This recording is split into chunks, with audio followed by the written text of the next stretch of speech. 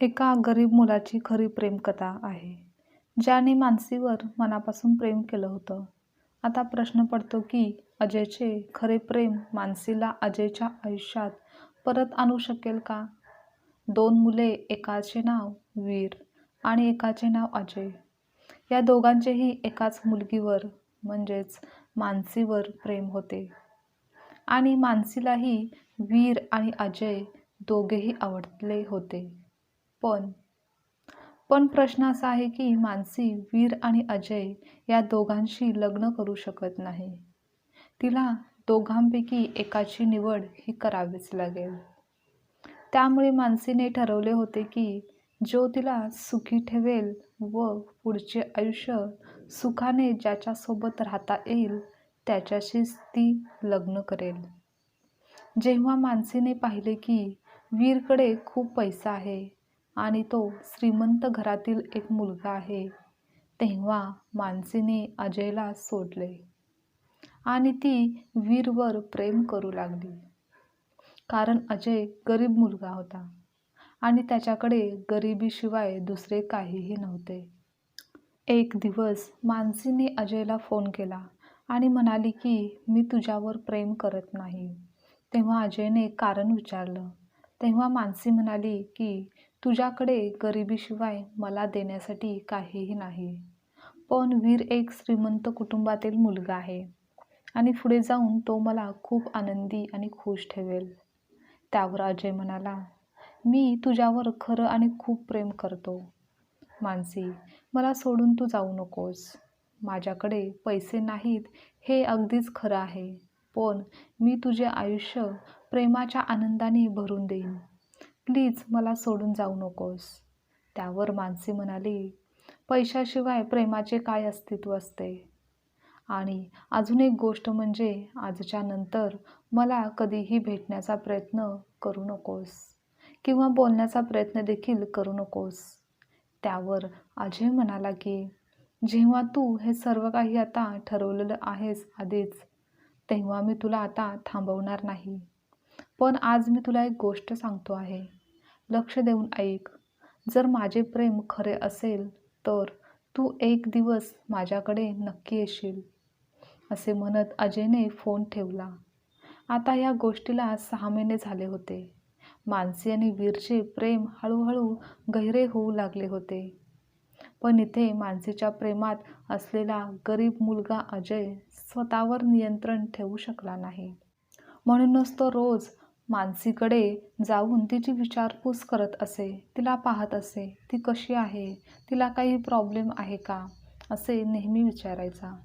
पण प्रत्येक वेळी तेव्हा मानसी अजयला फारच वाईट शब्द व रागाने बोलून पळवून लावायची. तरीही अजयचे मानसीवरील प्रेम काही कमी झाले नव्हते. असे करत आणखीन काही महिने निघून गेले. एके दिवशी वीरने मानसीला पार्कमध्ये बोलावले आणि ती योग्य वेळी पार्कमध्ये आली. आता ते दोघे पार्कमध्ये एकत्र बसले होते आणि प्रेमाबद्दल बोलू लागले होते.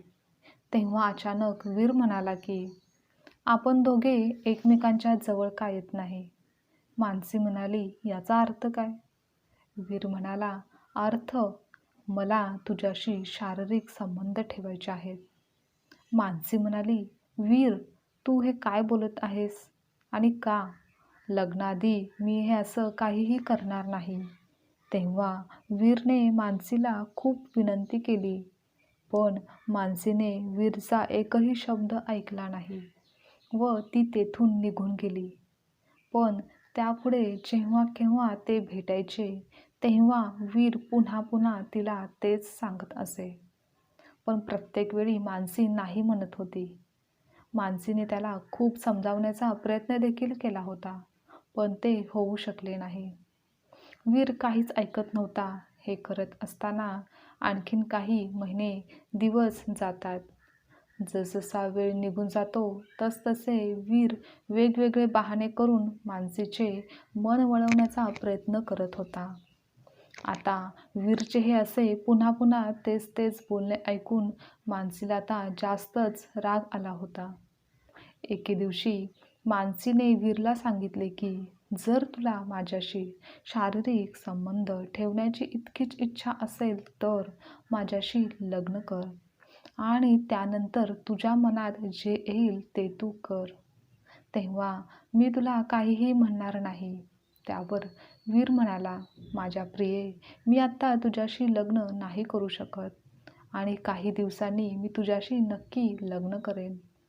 मग मानसी म्हणाली, ठीक आहे ना, जेव्हा तुम्ही लग्न कराल तेव्हा तुम्हाला पाहिजे ते करा, पण यापूर्वी नाही. असे म्हणत मानसीने रागाने तिथून निघून गेली. दरम्यान अजय रोज मानसीची चौकशी करायचा. एके दिवशी अचानक मानसीच्या मनात अजयचे शब्द आठवले आणि तिने एकदा त्याची परीक्षा घ्यायची असा विचार केला. ती बोलते, अजूनही माझ्यावर तो किती प्रेम करतो हे बघूयात. आणि एक दिवस अजय मानसीकडे तिची विचारपूस करायला आला होता आणि मग मानसीने अजयला विचारले, तुझे माझ्यावर अजूनही प्रेम आहे का? अजय म्हणाला, हो, मी अजूनही तुझ्यावरच प्रेम करतो. त्यावर मानसी म्हणाली, तू माझ्यासाठी काय करू शकतोस?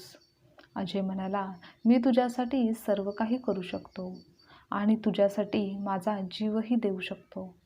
मानसी म्हणाली, तू मला कोणताही त्रास न देता आनंदी ठेवू शकतोस?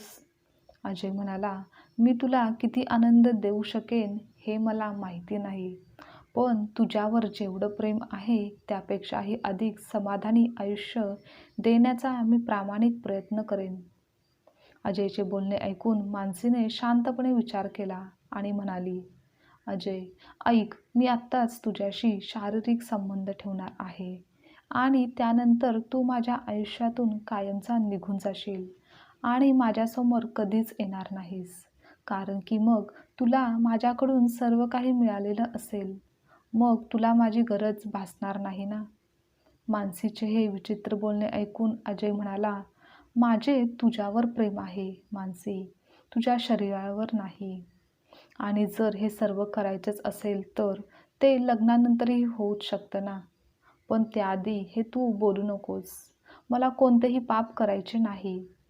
हे ऐकून मानसी काही न बोलता तिथून निघून गेली आणि अजयही तेथून निघून गेला.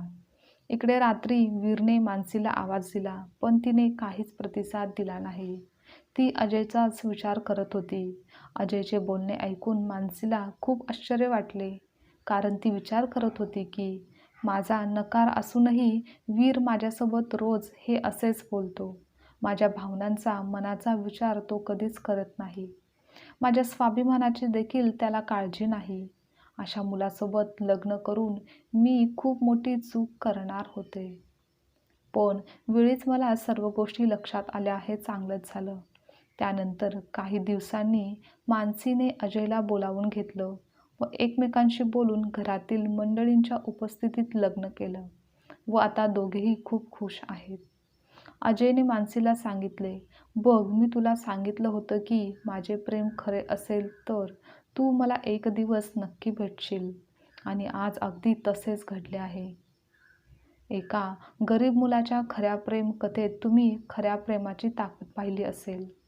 खोटं प्रेम एक दिवस उघडकीस येतंच, कारण ते प्रेम नसतंच, तर तो फक्त एक दिखावा असतो, जे वीरने मानसीसोबत केले. पण यात मानसीचीही चूक होती, कारण मानसीला त्यावेळी अजयचे खरे प्रेम दिसले नाही. ती फक्त पैशांच्या लोभामध्ये मग्न होती आणि त्यामुळे तिला वीरचे खोटे प्रेम समजून घ्यायला वेळ मिळाला नाही. पण जेव्हा वीरचे खरे रूप मानसीला समजले की वीरचे माझ्यावर नाही तर शरीरावर प्रेम आहे, तेव्हा तिला खऱ्या प्रेमाचा अर्थ व अजयचे तिच्यावरचे निस्वार्थी प्रेम समजले व तिने त्याच क्षणी वेळ न घालवता योग्य ते निर्णय घेतला व खऱ्या अर्थाने गरीब मुलाचे निस्वार्थी निरपेक्ष प्रेम त्याला मिळाले. आजची कथा तुम्हाला आवडल्यास लाईक, शेअर, कमेंट करा आणि चॅनलवर नवीन असाल तर चॅनलला सबस्क्राईबसुद्धा नक्की करा.